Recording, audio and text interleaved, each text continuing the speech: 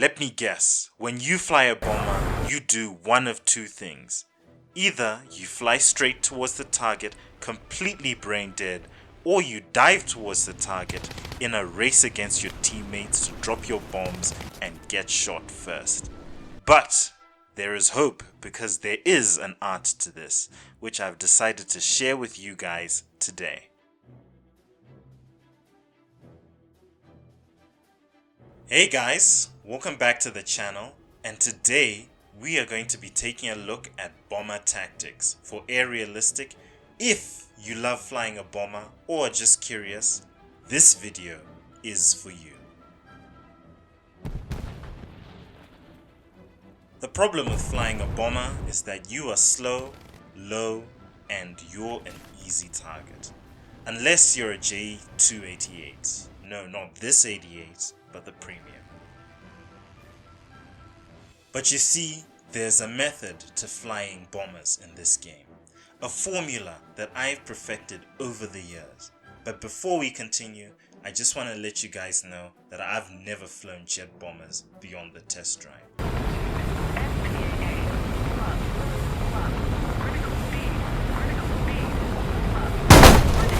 So if you're looking for advice for jet bombers specifically, this might not be your video, but feel free to continue watching. Anyway, let's get back on topic. The first thing is to identify the type of bomber you're flying and the game mode you're playing. For starters, we know that there are two types of bombers: tactical and strategic bombers. Tactical bombers are designed to attack battlefield targets. They are basically designed to attack targets that are heavily defended, provide close air support over short distances.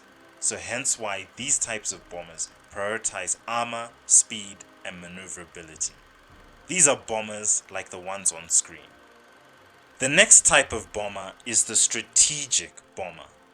These are bombers designed to have as much firepower as possible and attack targets at extremely far ranges, normally behind enemy lines. Targets that affect the enemy's ability to fight long term. These bombers prioritize range, defensive and offensive firepower. This is why they're normally large, slow, but carry a lot of firepower. Another thing is that these types of bombers normally fly at high altitudes. These are bombers like the ones you see on screen. Now, if you're playing realistic, the type of bomber you fly is very important. If you're flying a tactical bomber, what you must do is simple. You need to pick a base furthest away from the enemy airfield and get to it as fast as possible by sacrificing your altitude, but try not to lose too much of it. If you have the right plane, you should be able to reach the base before the enemy arrives, and if they're close, you should have enough energy to make a quick escape. If you have no problem taking risks and have enough bombs to do so, you can target the other bases. But as a pro tip, make sure you align yourself with your targets so that you don't lose energy when switching to another target.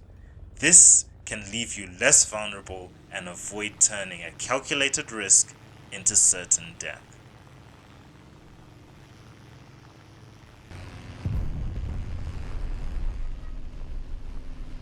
If you're flying a strategic bomber, my suggestion is to turn away from the battlefield and fly towards the edge of the map while you space climb. By doing this, you're doing two very important things. Firstly, you can't compete against your tactical bomber friends. They're going to reach the target before you even get halfway through the map. Secondly, you're going to avoid the fighter interceptors most of the early game. This is important because early game, most fighters and interceptors climb. Then during the mid-game stage, a lot of these players will either get shot down or end up descending, where you will still have the altitude advantage. It is also this time where more bases will respawn, and when these bases respawn, your bomber friends are beginning to return to base. and you can make a U-turn and head towards these new targets. Whoa, hey, calm down. Okay, I see you there. You're about to click off the video. There's something important I intentionally left out. So, move your mouse away from the tab and continue watching. Maybe hit that like button and subscribe if you want to find out what that is. Once you've returned back to base to reload, it's important to check how many players are left from your team and the enemy team. Make sure to take note of the type of vehicle they're playing in. For your allies, it's simple, the game tells you, but for the enemy, just look at their stats. If they have air kills but no bombs dropped, they're a fighter. If they have bombs dropped, they're a bomber. If they've got both, they're most likely an attacker. This is important because if there are more fighters and attackers on the enemy's team than your team, it's better to J out at the airfield and watch what happens for the rest of the game. If your team is winning again, you can respawn and attack another base. If not, you've just saved yourself a hefty repair bill. Now, if you're playing simulator battles, the same rules pretty much apply, but with a few differences. If you're flying a tactical bomber, I've noticed it's harder to climb very high if you're carrying a heavy load, so limit yourself on targeting tactical targets only, like bases and objectives. However, if you're flying a strategic bomber, then it's better you gain as much altitude as you can and attack enemy airfields and bases. Avoid tactical targets because there may be enemy fighters defending those areas. Which leads us to the important thing I wanted to tell you guys.